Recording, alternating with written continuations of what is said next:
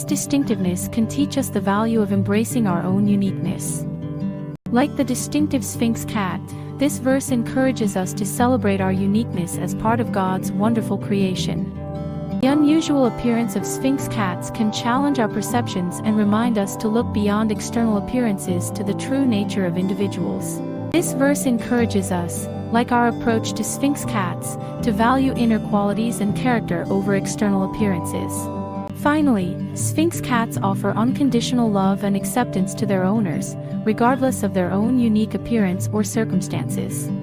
Acceptance shown by Sphinx cats encourages us to practice unconditional love and acceptance towards others, following the example of Christ's acceptance of us.